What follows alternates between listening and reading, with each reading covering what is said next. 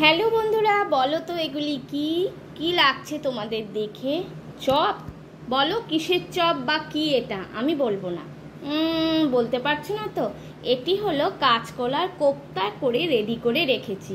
আর এই কোপ্তা করতে কি কি লাগে তোমাদেরকে বলছি, চলো। এখানে লাগে হলো কাঁচকলাগুলিকে ভালো করে ধুয়ে দুফালি করে সেদ্ধ করে নিয়ে, আমি এখানে 3টে কাঁচকলা নিয়েছি, সেদ্ধ করে নিয়ে তার সাথে একটা মাঝারি সাইজের আলু ফালি করে প্রেসারে দিয়ে দিয়েছি। ব্যাস ঝাপাঝাপা একটা সিটি যেই মেরেছে অমনি নামিয়ে দিয়েছি। এবার এটাকে ভালো করে ম্যাশ করে নিয়ে এর সাথে নুন, হলুদ, চিনি, গরম মশলা, একটু নারকেল কোড়া, একটু ছোলার ডাল সেদ্ধ সব কিছু দিয়ে, মানে যদি নিরামিষ করে করো তাহলে সব কিছু দিয়ে ভালো করে কিন্তু মাখিয়ে নিতে হবে।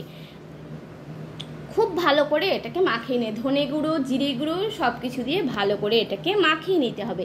মাখিয়ে নিয়ে এরপর হাতের তালুতে একটু তেল মাখিয়ে নিবে, সাদা তেল মাখিয়ে নিয়ে তারপরে এরকম এরকম করে ভালো করে চপ আকারে তৈরি করে নিবে। তারপরে তেলে ভেজে এটাকে রান্না করবে, জিরে ফোড়ন, শুকনো লঙ্কা ফোড়ন দিয়ে, গরম মশলা, দারচিনি সব কিছু ফোড়ন দিয়ে, আর তারপরে মশলাও সেম যা যা দিয়েছি সেটা দিয়ে নামানোর আগে একটু মগজ বাটা দিয়ে নিয়ে ব্যাস কাঁচকলার কোপ্তা দুর্দান্ত খেতে লাগে। খেয়েই একবার এভাবে করে দেখো। তা এতটা সময় লাগে জন্য বন্ধুরা আমি রান্নার রেসিপিটা তোমাদের সাথে শেয়ার করতে পারলাম না, মুখে বলে দিলাম। এই এতটুকু করতেই প্রচুর সময় লেগে গেল, তাই আমি আর বললাম না। তো যাই হোক, এরপরে যদি কখনো করি চেষ্টা করব। আসলে মোবাইলটা ধরার লোক নেই, এক হাতে ধরে করাটা খুব অসম্ভব হয়ে যায়।